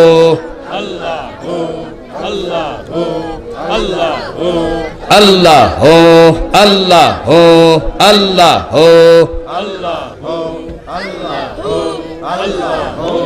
লা ইলাহা ইল্লাল্লাহু মুহাম্মাদুর রাসূলুল্লাহ সাল্লাল্লাহু আলাইহি ওয়াসাল্লাম। বড় পীর সাহেবের আব্বা উম্মুল খায়ের মা ফাতেমা জননী, উনি অত্যন্ত সতী সাধবী নারী। আপনারা তো বুঝতেই পেরেছেন, ঠিক না বেটি? ওনাকে জীবনে কেউ দেখতে পারে নাই, মা বাপ ব্যতীত কেউ দেখে নাই। এখন তো স্বামীর হাতে উঠাই দিয়েছেন, এখন মা বাবার দায়িত্ব তো শেষ, ঠিক না বেটি? এবার ওনার জীবনটা কিভাবে চলতেছে দেখেন। ও মা বোনেরা, ওলি আল্লাহদের জীবনী পড়েন। ওলি আল্লাহদের জীবনী পড়লে দেখবেন ওলি আল্লাহরা কিভাবে চলেছেন, না তাদের স্ত্রীগণ কিভাবে চলেছেন। হন্যা সুবহানাল্লাহ। এবার বড় পীর সাহেব একদিন বাড়িতে না, বড় পীর সাহেবের বাবা একদিন বাড়িতে না। প্রতিবেশী মানুষেরা বলতেছে হাই রে হায়, না আবু সালেহ মুসা জঙ্গি শুধু শুনলাম বিবাহ করেছে, মহিলারা যাইতে পারেন দেখতে পারেন, কিন্তু কোন পুরুষ বাড়ির ভিতরে ঢুকায় একেবারে নিষিদ্ধ।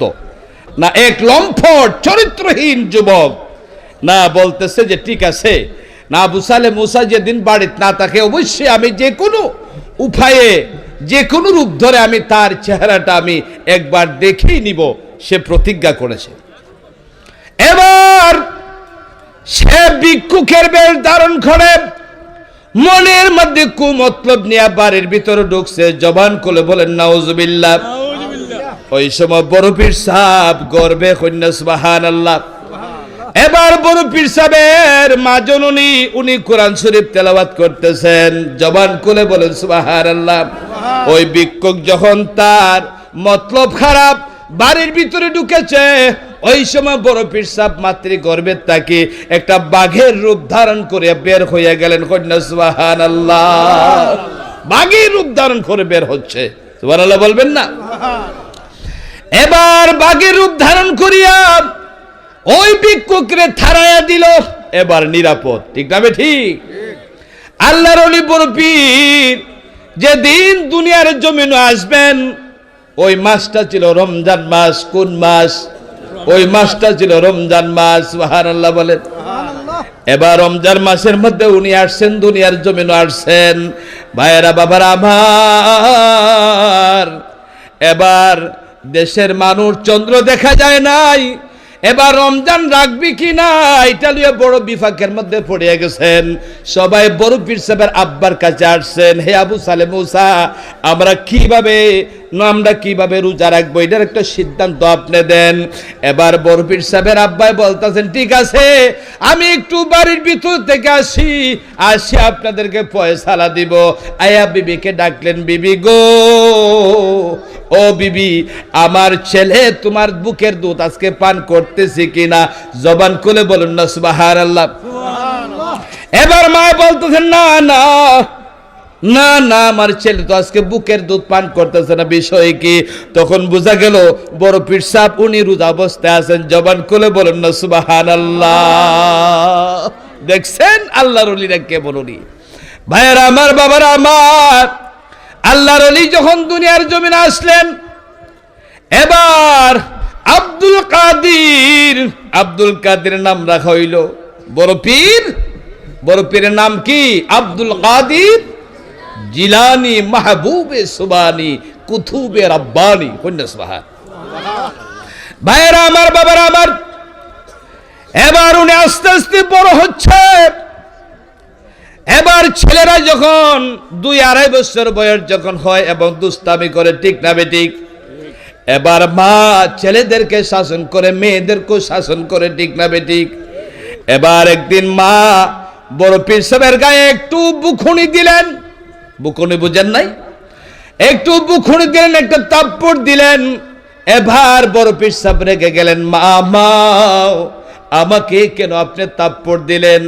বলে তুমি বড় দুষ্টামি করো, এই জন্য তোমাকে তাপ্পড় দিছি। এবার বড় পীর সাহেব মাকে বলতেন, মামা আপনি আমাকে কোনোদিন আর তাপ্পড় দিবেন না, কারণ আমি খেয়ে আপনি চিনেন না, আপনার গর্ভে জন্ম নিয়েছি, এখন আপনি আমার পরিচয় পান না। সুবহানাল্লাহ। মামা আপনি তো 18 পারা কোরআন শরীফের হাফেজ, তাই না? বলে হ্যাঁ তাই তো। বলে আমি 18 পারা কোরআন শরীফের হাফিজ আমি। সুবহানাল্লাহ। বলে তাই নাকি? বলে হ্যাঁ। বলে যদি বিশ্বাসটা হয় এবার আমি আলিফ লাম থেকে শুরু করে 18 পারা পর্যন্ত মাকে পড়ে শোনালেন। সুবহানাল্লাহ। মা আশ্চর্য হয়ে গেলেন। এবার মা পুতে আলাপ, পুতে মারে কয়, মা আপনি যখন আমার বাবা যেদিন বাড়িতে ছিলেন না, আপনি কোরআন শরীফ পড়তেছিলেন, এমন সময় এক লম্পট কুতাখার আপনার চরিত্রের উপরে কলঙ্কিনের ছাপ দেওয়ার জন্য এসেছিল, আপনাকে কলঙ্কিত করার জন্য। ওই দিন একটা বাগে আইসা ওই ভিক্ষুকটারে মানে লম্পটটারে থারায় দিয়েছিল। আপনি কি সেই দিনের খবরটা জানেন? বলে হ্যাঁ জানি তো। তুমি কিভাবে জানো? সুবহানাল্লাহ। বাবা তুমি কিভাবে জানো? এবার মাকে বললেন, মা মা ওই ঘটনাটা আপনার কাউকের কাছে বলবেন না।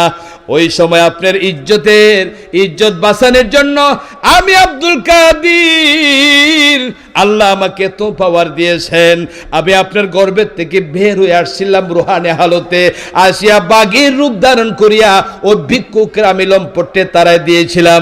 জবান খুলে বলুন না সুবহানাল্লাহ।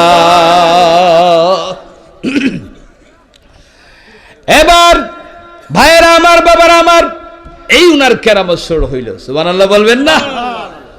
উনার আব্বা ঈদের দিন নামাজ পড়তে যায়, ছোট ছোট ছেলেরা বাবার সঙ্গে যায়, যায় কি যায় না?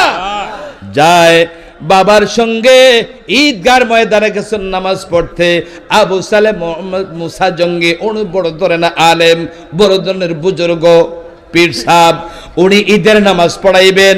এবার যখন ছেলেরা নিয়ে গেছেন, এবার যখন ওনার কাজ উনি করতেছেন, বড় পীর যখন নামাজ শুরু হয়ে গেছে, বড় পীর সাহেব ওই সময় মানুষের যে সিঁড়ি বাই সিঁড়ির জুতা রেখেছে, উনি আসতেন, আয়া নিচের সিঁড়ির জুতা উপরের সিঁড়িতে উঠাইলেন, উপরের সিঁড়ির জুতা নিচের মধ্যে নামাইলেন।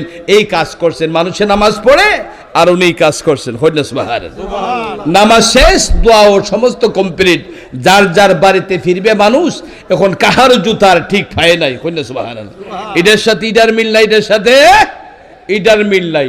হারি সর্বনাশ, এই জুতা এরকম ভাবে এলোমেলো করলো খেয়ে না। কিছু কিছু মানুষও বলতেছে, কহ জানো না? বলে না, ওই ইমাম সাহেবের হুলাই দেখছি ইটা করছে।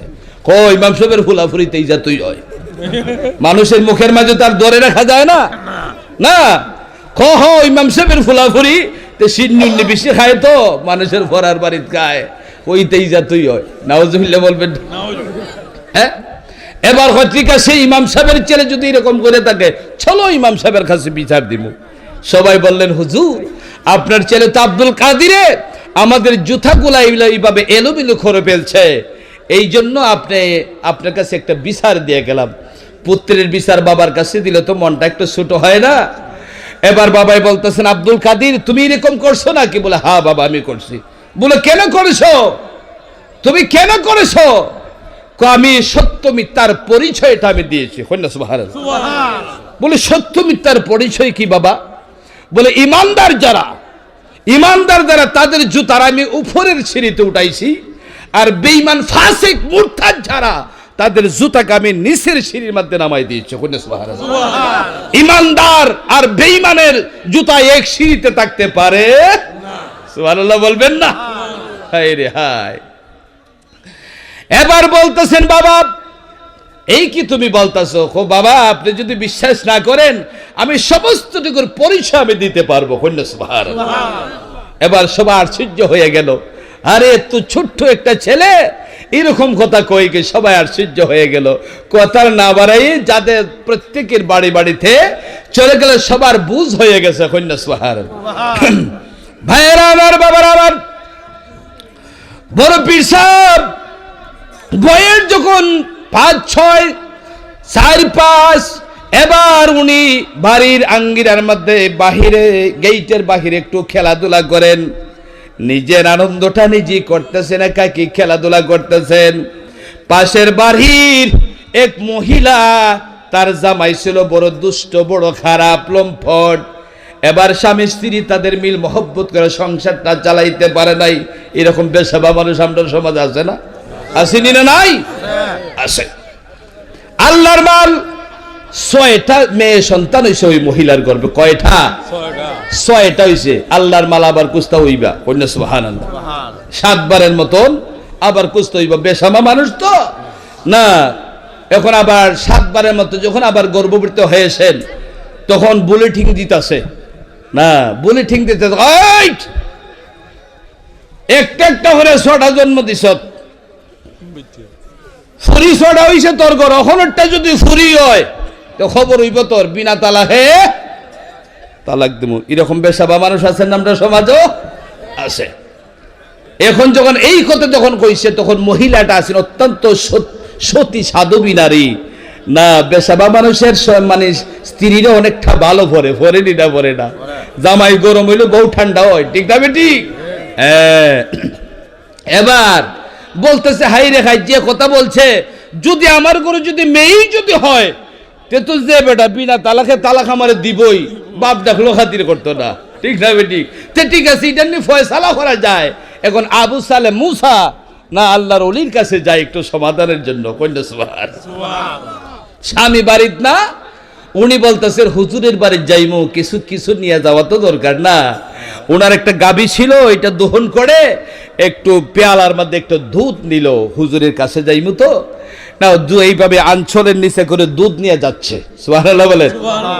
এবার দুধ নিয়ে যখন যাচ্ছে, বড় পীর সাহেব এই সময় বাহিরে খেলাধুলা করতেছেন না। এবার তো লুগাই নিয়ে যাচ্ছে, তো বড় পীর সাহেব বলতেছেন, এ মহিলা, তুমি কোথায় যাচ্ছ?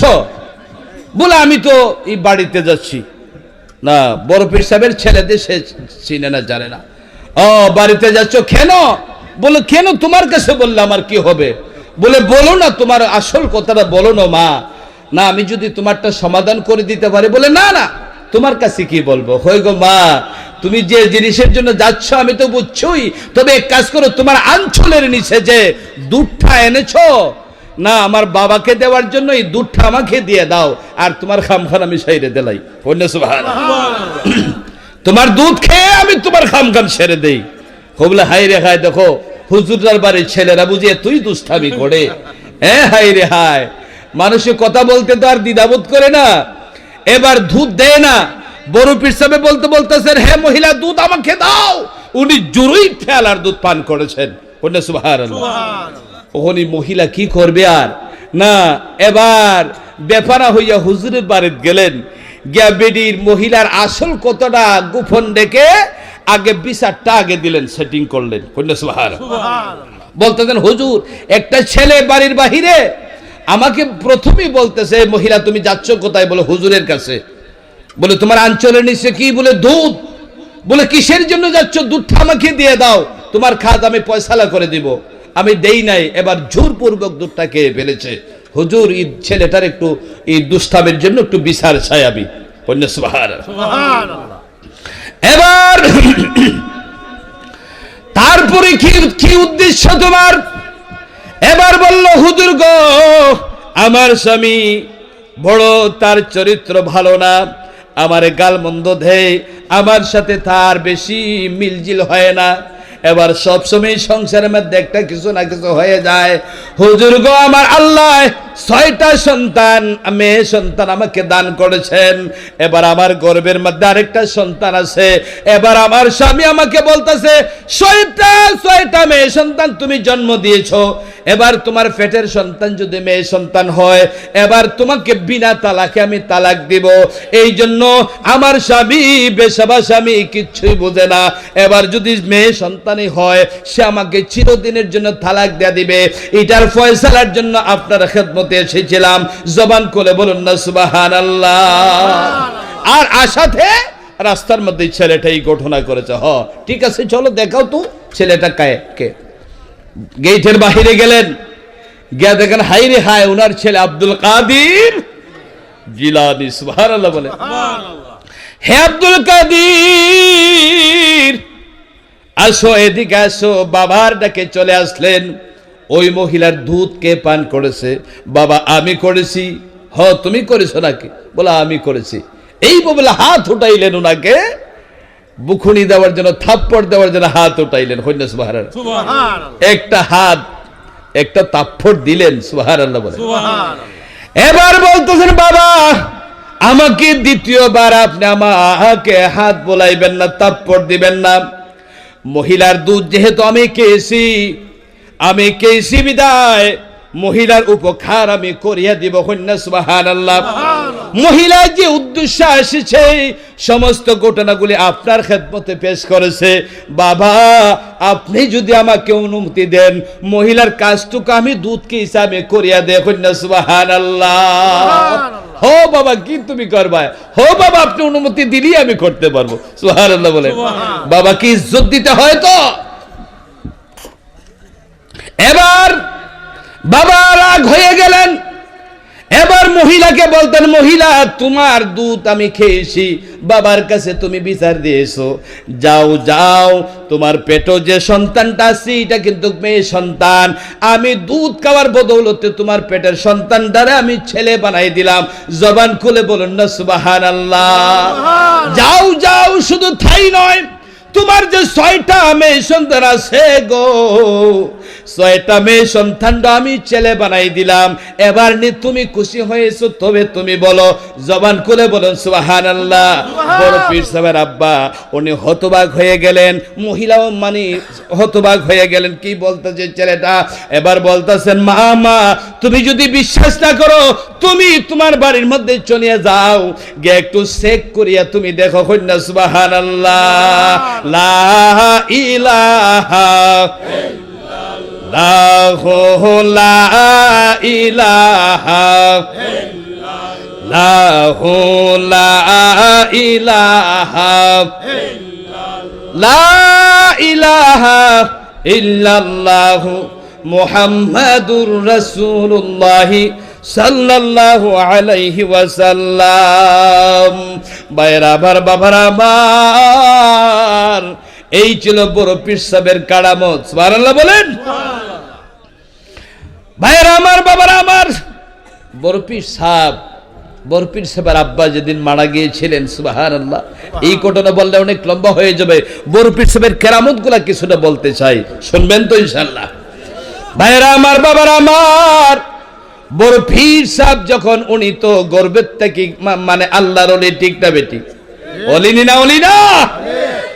আমার নবী মুহাম্মদুর রাসূলুল্লাহ সাল্লাল্লাহু আলাইহি সাল্লাম যেদিন মেরাজ শরীফ গিয়েছিলেন, সুবহানাল্লাহ বলেন, প্রথম আসমান পাড়ি দিলেন, দ্বিতীয়, তৃতীয়, চতুর্থ, পঞ্চম, সপ্তম আসমান পাড়ি দিলেন।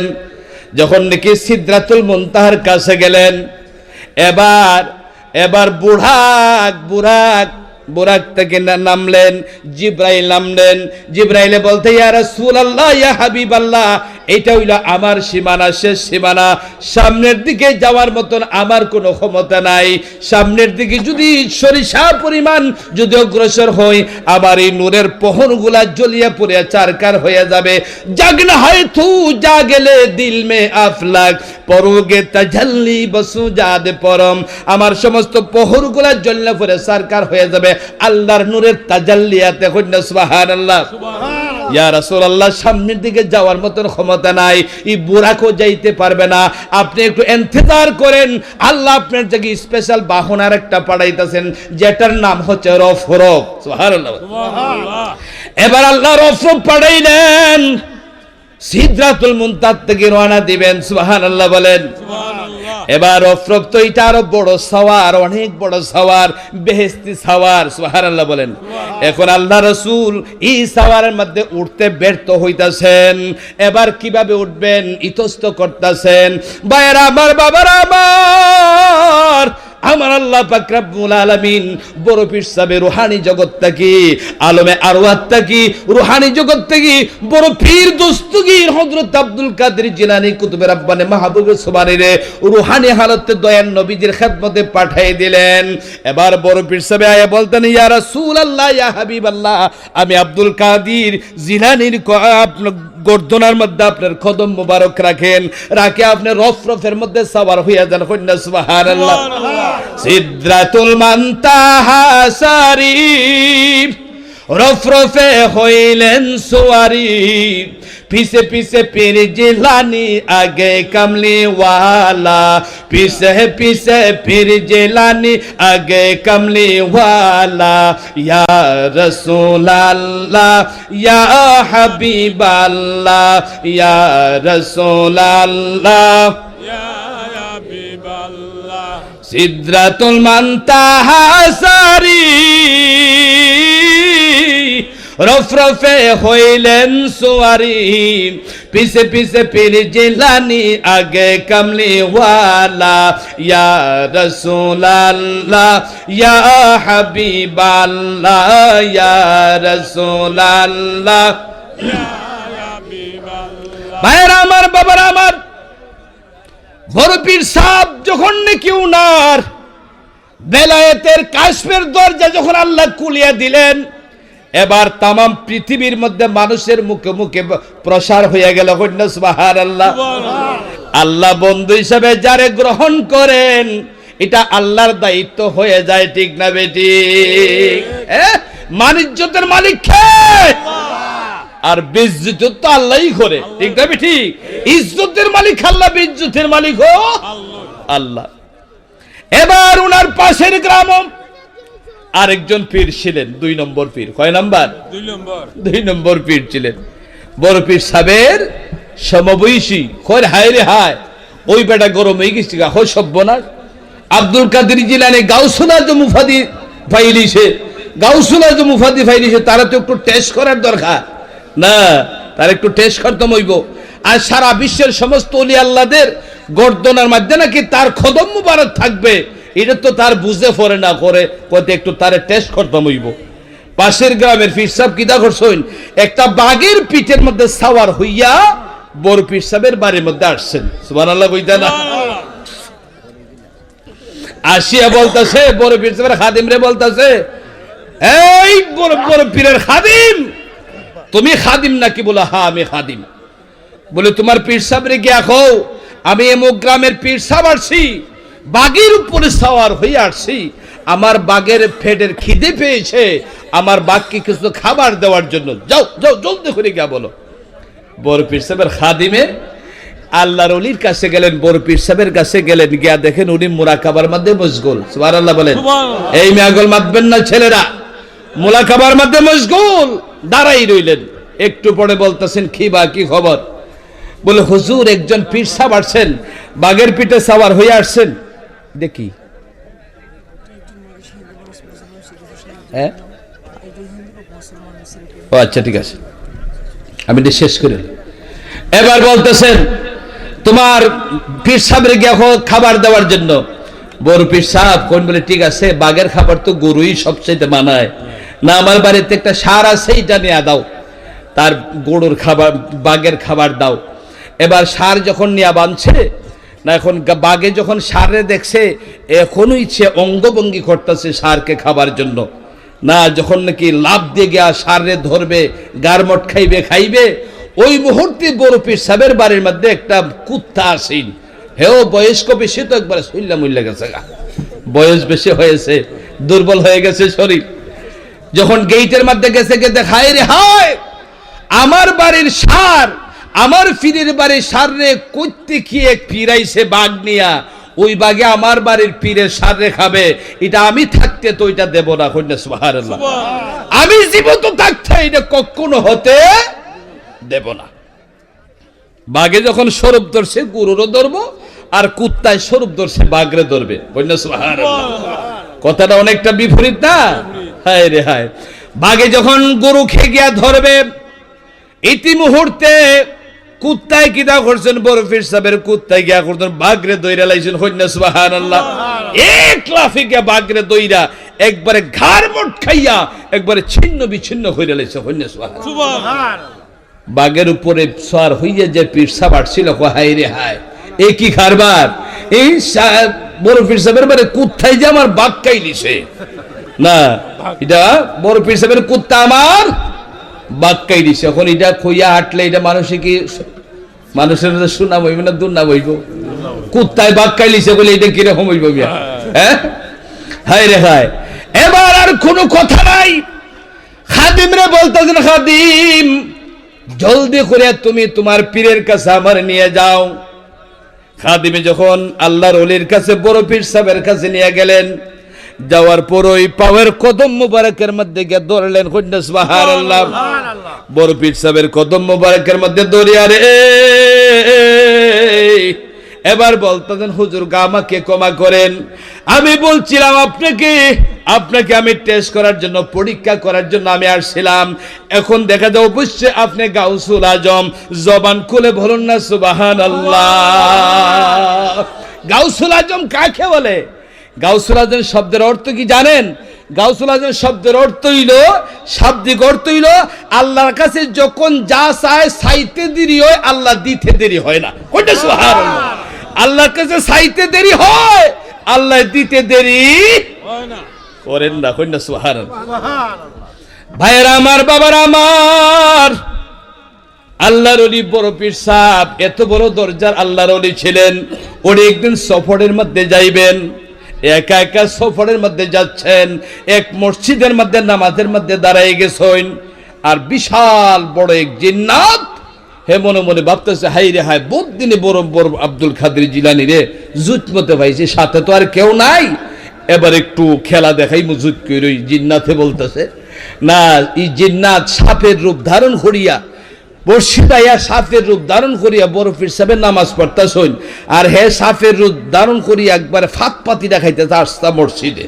কইনা সুবহানাল্লাহ কিন্তু বড় পীর সাহেবের কোনো খবর নাই আচ্ছা হইছেন এখন আমরার মধ্যে এখন আমরা যে ইমামতি করি আটকা যদি নিম্বরের সামনে যখন দুরাফে যদি ফেক করে ইমাম সাহেব বলো ফাতাইরা দক্ষিণ ফাতাইরা কেউ আর খারইতো না ঠিক না ঠিক আল্লাহর ফুর ফারাইলো খাই যাইতেছে খাই দিতেছে ঠিক না ঠিক আয় রে হায় বড় পীর সাহেবের কোনো খবর নাই এবার সাফে জিন্নাতে বলতেছে হায় রে হায় আমি এমন এক জায়গার মধ্যে দৌড়া খাইলাম আমার জীবন মনে শেষ দেখি শেষ নাকি সময় টাইম আচ্ছা ঠিক আছে ভাইরা আমার বাবারা আমার এবার এই জিন্নাতে বলতেছে আমি তো দৌড়া খাইলাম তো ঠিক আছে আরেকটা পরীক্ষা চালাই বড় পীর সাহেব যখন আবার কিয়ামের মধ্যে দাঁড়াইছেন নামাজের মধ্যে যখন দাঁড়াইছেন শেষ বৈঠক এবার এই মানে সাফে কিতা করছে একেবারে ফাউত থেকে মাথা পর্যন্ত এইভাবে সারা বডি এইভাবে ফেসাইছে সুবহানাল্লাহ ফেসাই এইভাবে খুব শক্তি ছাপ দিতেছে সাফের ছাপ বড় শক্ত ছাপ এইভাবে সারা সমগ্র শরীর পেশাইলে রক্ত বন্ধ হয়ে যায় মানুষ এমনিতে মারা যায় সুবহানাল্লাহ তার যথেষ্ট শক্তি খাটাইতেছে বড় পীর সাহেবের কোনো খবর নাই এবার সে কি করবে এখন ফেস আস্তে আস্তে যখন খুলবে তখন উনার পেশানির মধ্যে কপালের মধ্যে একটা নেস মাইরা দিছে সুবহানাল্লাহ এরপরও বড় পীর সাহেবের খবর নাই এবার সমস্ত ফেস ছাড়িয়া জায়গা যখন তখন ফাওয়ের মধ্যে একটা নেস মাইরা দিছেন সুবহানাল্লাহ ওই সময়ও খবর নাই তারপর হুজুরের রুকু সেজদা শেষ করে সালাম পিরাইলেন আর জিন্নাত পেছন দিকে দাঁড়াই রইলেন দৈত্যটা সুবহানাল্লাহ সালাম পিরাইলেন বলতেছেন এবার জিন্নাতে বলতেছে হুজুর গো तमाम পৃথিবীর মধ্যে যত শাস্তি আছে সমস্ত শাস্তি আপনি আমাকে দিবেন আমার কোনো অসুবিধা নাই তবে আমার শাস্তি দেওয়ার আগে আমার বিচার করার আগে আমি একটা জিনিস আপনার কাছে জানতে চাই আপনি সঠিক উত্তরটা দিবেন কি জানতে চাও হুজুর গো সাফের সুরত দুরিয়া যা কিছু করেছে সব অন্যায় করেছে এবার শেষ পর্যন্ত আপনার কপালের মধ্যে আমি একটা নেস মারিছিলাম হুজুর ওই সময় আপনি কোথায় ছিলেন, আমি এই বিষয়টা জানতে চাই। আল্লাহর ওলি বড় পীর সাহেব বলতেছেন, এই জিন্নাত তুই যখন আমার কপালের মধ্যে যখন সুবল মেরেছিলে, ওই সময় আমি বড় পীর আব্দুল কাদের জিলানী, কুতুবে রাব্বানী, মাহবুবে সুবানী, আমি আল্লাহর আরশে আজিমের মধ্যে ছিলাম, আল্লাহর সঙ্গে আমি আলাপ আলোচনার মধ্যে ছিলাম। সুবহানাল্লাহ। ভাইয়েরা আমার, বাবারা আমার, এবার জিন্নাতে বলতেছে যখন নাকি পায়ের মধ্যে নেস মেরেছিলাম, ওই সময় কোথায় ছিলেন? ওই সময় আমি আল্লাহর আরশে আজিম তাকি নামিয়া প্রথম আসমানের মধ্যে খালি ফাও রাখছি। সুবহানাল্লাহ। এবার জিন্নাতে বলতেন, হুজুর যত দুনিয়ার শাস্তি আছে আমাকে দেন, তবে আপনি দয়া করে আমাকে মুরিদ করান। সুবহানাল্লাহ। আমাকে ইসলাম ধর্ম গ্রহণ করান এবং আমাকে আপনি মুরিদ করান। সুবহানাল্লাহ। এই জন্য ভাইয়েরা, বাবারা আমার সময় শেষ। বড় পীর সাহেবের একটা খারামত করে বললে আমার সমস্ত জীবন অতিবাহিত হয়ে যাবে, তারপর বড় পীর সাহেবের কারামত শেষ হবে না। এই জন্য আমরা আল্লাহর ওলিদেরকে সম্মান করে, ইজ্জত করে আমরা আল্লাহর ওলিদেরকে মানি কি মানি না? এই জন্য আমি যে আয়াত শরীফ পড়েছিলাম, আলা ইন্না আউলিয়া আল্লাহি লা খাউফুন আলাইহিম ওয়ালা হুম ইয়াহজানুন আল্লাযীনা আমানু ওয়া কানু ইয়াত্তাকুন, ছোট্ট একটা আয়াতের মাধ্যমে আল্লাহর ওলিদের পরিচয় আল্লাহ দিয়েছেন, আল্লাযীনা আমানু ওয়া কানু ইয়াত্তাকুন। এটার অর্থ হইল ওই সমস্ত ব্যক্তি যাদের মধ্যে ঈমান রয়েছে, তাকওয়া রয়েছে, পরহেজগারি রয়েছে।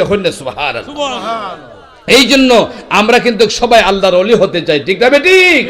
আমরা 5 ওয়াক্ত নামাজ পড়তে রাজি আছেন তো? ইনশাআল্লাহ 5 ওয়াক্ত নামাজ পড়তে রাজি আছেন তো? 5 ওয়াক্ত নামাজ পড়বেন, মা বাবার খেদমত করবেন, ঠিক আছে তো? মা বাবার খেদমত করবেন। অনেক ছেলেরা আছে মা বাবার সাথে অভিমান করে, মা বাবার সাথে কথা বলতে চায় না, গুসা করে, ঠিক না বেঠিক? এই জন্য সাবধান। মা বাবা হইলে সবচেয়ে বড় নিয়ামত। আল্লাহর মা বাবার চেহারার দিকে তাকাইলে একটা মকবুল হজের সওয়াব লেখা হয়। সুবহানাল্লাহ। অনেক পুরুষরা আছেন, ভাইয়েরা আছেন, মা বাপ থেকে পৃথক হয়ে গেছেন, এবার পৃথক হয়ে সংসার করছেন, সুন্দর জীবন কাটাচ্ছেন, মাকে মা বলেন নাই, বাবাকে বাবা বলো ডাক দেন নাই। আমি বলবো আপনারা তাদের সঙ্গে আপনারা সুলভ ব্যবহার করবেন, সুন্দর ব্যবহার করবেন। যাই হোক, আমি আর সামনের দিকে অগ্রসর হই না।